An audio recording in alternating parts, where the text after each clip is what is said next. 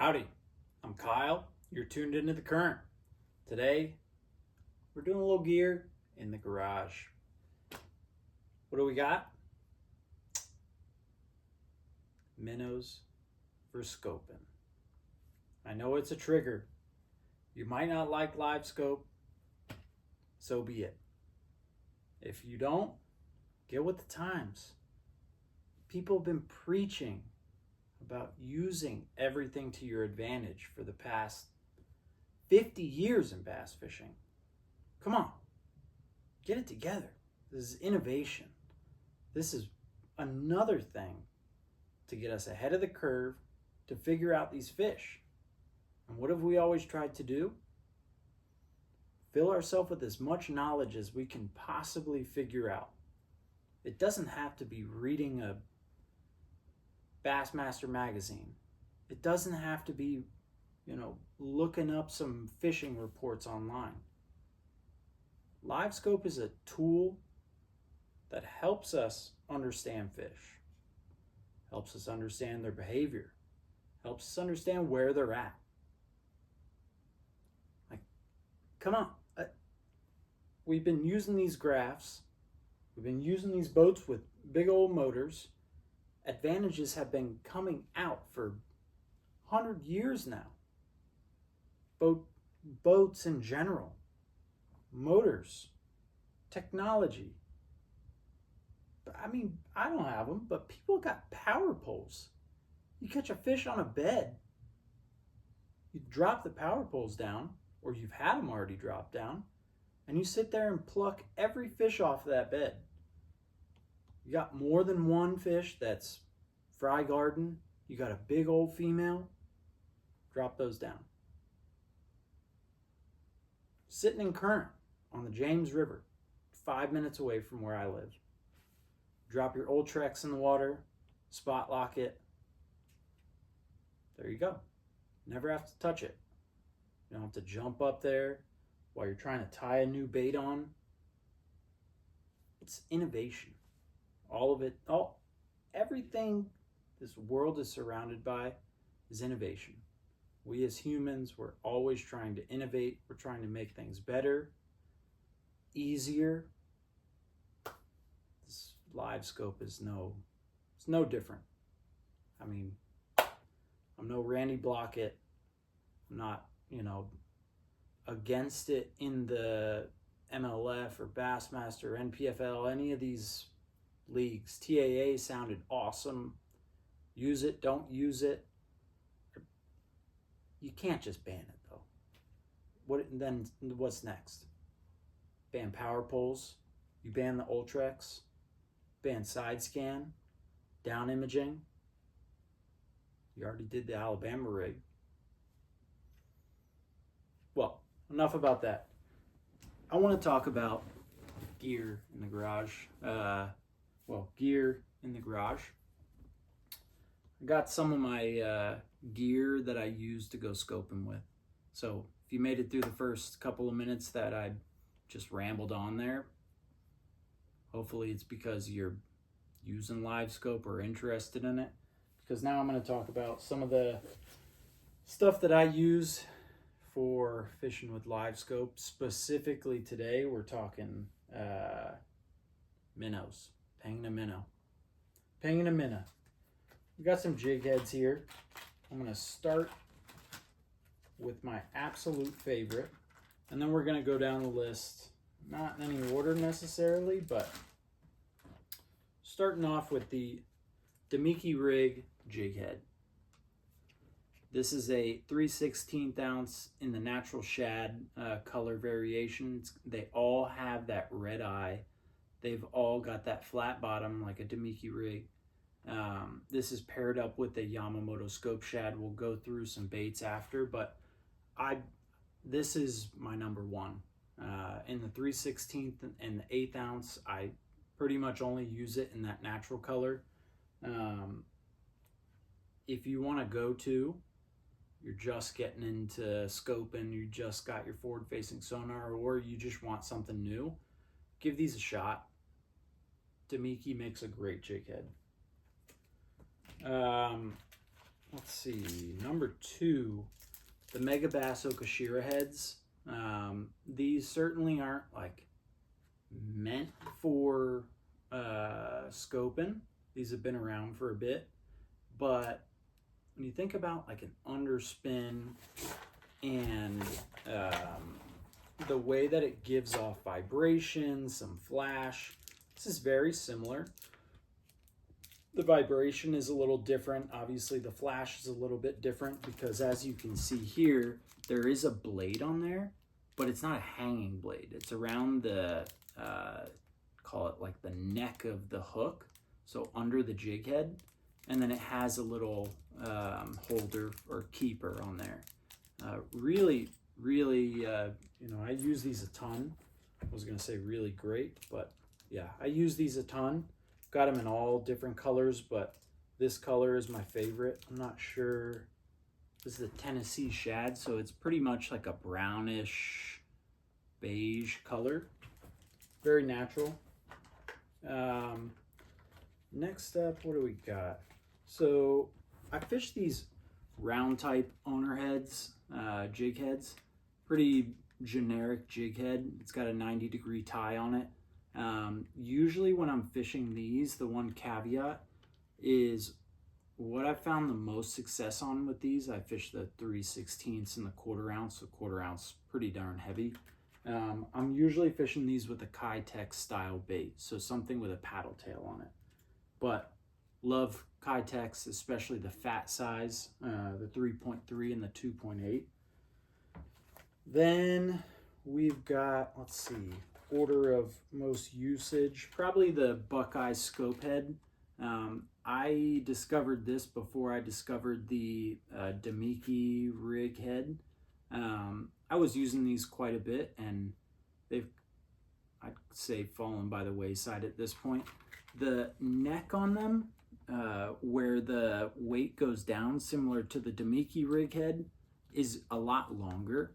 So one, it's gonna hold your bait a little more flat, like against that, as you could imagine when you push it up the shank. But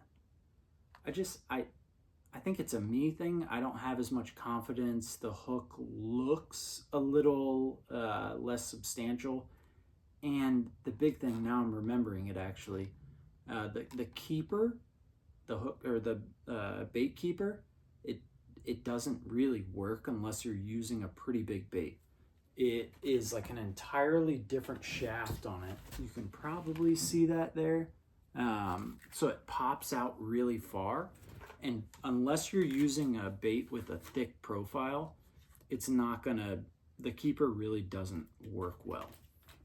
But I have had a ton of success on this. I caught like a 20-pound striper on Hartwell with one of these. I've caught a bunch of fish in Anna. You know, when I'm using these for scoping, period. Whereas that Demiki rig head, I've been using it for other things, like just dragging a swim bait, and it flat out works. A little different variation here, the fish head spin, the OG, for me at least, this is the OG underspin. I have been fishing the fish head stuff for quite a while. I lived in California for a while, and that's where oh, never mind. They're from Georgia. They had a ton of this stuff in California. So I fished these a ton. This is a 1/4 ounce, a white one. And it has that more flat head. Probably, I'm trying to give you a little side view there. Maybe you can see it, but there's no squareness to it. So it really runs straight. So I like to fish this like in the same conditions that I'm fishing a flat-sided crankbait in, where you don't want that real big wobble action. This thing's pretty flat. I mean, obviously with the blade, it gets a little wobble in it, but it's much more finesse. Next, we got the Megabass Body Balance. This is a big one. So I put like I don't even remember the name of them. The Spark Shad, the larger Spark Shad, the 4-inch, on this larger head. This is a 3/8 ounce. So if I'm like fishing a brush pile or, you know, really getting down there to a deep brush pile, 50 feet of water, and the fish are not just suspended out in open water, I'm probably going to use something like this. And then finally, Cool Baits. This is the one I was thinking that's California specific.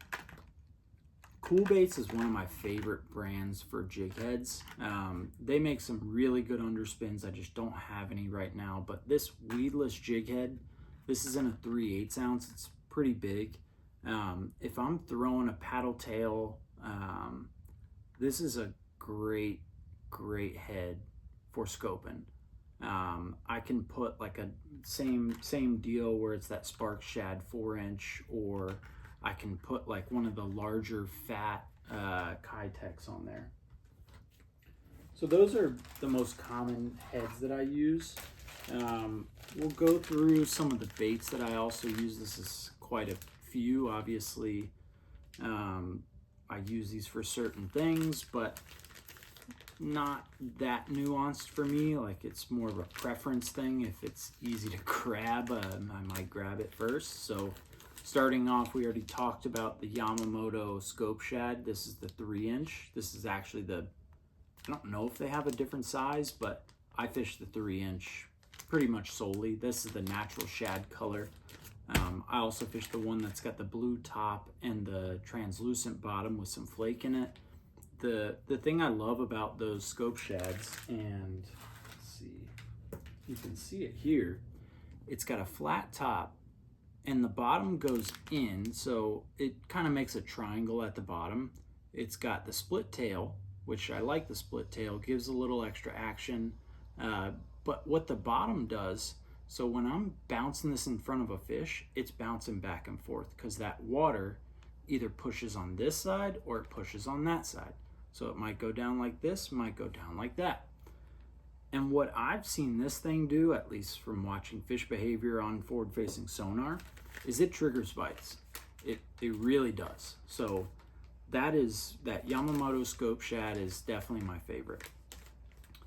Next up, this is the Strike King Zero Baby Z2. It's basically a small fluke, but this is made with the same bait technology as Z-Man uses. So the Laztec, it's really, they last a really long time. So if you're in like a school of fish and you know you're gonna catch a lot of them, this is a really good option. Similar to a fluke, but I usually put a jig head on this. It, you know, just bounces through and kind of gives that back and forth action, but not because of the shape, because it's really soft. Same thing as a fluke. And these have a split tail and they're scented. I've had a lot of good success on this. This is the Smoky Shad color. It's a silver and a white with some, it's kind of translucent, and some blue flake. And then a couple of JDM brands. So Jackal has the Prism Shad. This is a 3.5-inch. It's a straight tail. I've had some success on this. Oh, sorry, this is not a straight tail. It is a split tail, but it's a really long split tail. The split starts when the tail opens, so it's probably over an inch of split. That's got a lot of action for sure. As you could imagine, those two tails are moving at all times as soon as you stop the bait. So you need more action. It's a great option.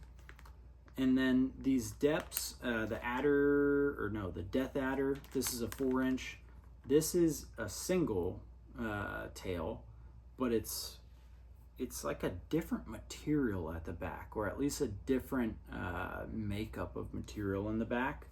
And it really has a ton of action, but a single action, as you could imagine. So a bit more finesse, not as, you know, it doesn't make as much wake in the water, doesn't move as much water, doesn't have as much, you know, grab to it. So I'm using this for the most part if I'm seeing fish on forward-facing sonar, suspended, and I need to get it right in front of them. It looks really good to them. And then finally, you should, if you bass fish, you should know these. Zoom, this is the Zoom fluke, but this is the tiny fluke. So regular old Zoom super fluke that everybody knows, but in the tiny version. So split tail. I don't know the exact length of these, but they're probably 3.5. I use these a lot when I fished Murray. I used them on Hartwell. These do a good job at mimicking those bluebacks, at least this color. This is the smoking shad. But those are the baits that I like to use. Those heads and those baits. And what I typically fish when I'm scoping, what I'm usually using. This is a Dobbin 703 Fury, so that's a 7-foot medium action rod. You know, it excels with those smaller baits. Cast them a mile. It's got a lot of backbone. It's not a super flimsy tip. It's definitely a medium, but it's got a lot of sensitivity, and it's pretty light. I have that paired up with a 2500 Shimano Stratic. I typically fish a braid 2 fluoro leader. This is 10-pound Berkeley X9. I love the yellow color. I think they call it something green. And then I'm typically fishing Daiwa J braid leader. It's specific leader material and 10-pound fluorocarbon. I have it with the little Rico popper on it right now. I was fishing a little pond yesterday, but that's my go-to. I also fish like my drop shot rod for when I'm using like those super small, or at least the really small jig heads. The one I don't have out here is the Owner Range Roller. I have a lot of confidence in that bait, the 16th ounce, especially when fish are suspended in deep water, but they're suspended high in the water column, up to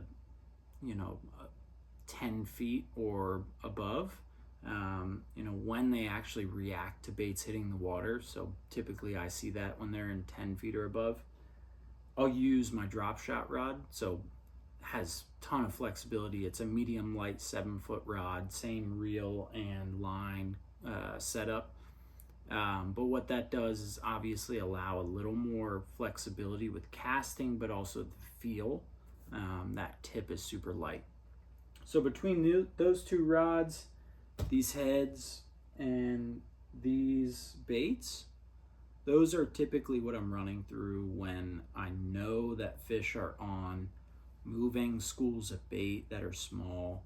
And I can throw with Livescope, I can jig it through an area where I know there's maybe a shad spawn or there's a lot of bait in the area. So if you have fished any of these baits, let me know. I'd love to hear any other recommendations too of what I should be circulating through the day. And yeah, that's it. Gear from the garage. Fish Livescope. Use Livescope. Use it to your advantage. Use everything you've got to your advantage. YouTube, Google Earth, Navionics. I've got Omnia Pro. It's fantastic. Use everything you got. These bass are getting smart. And tune in next time. We'll see you again.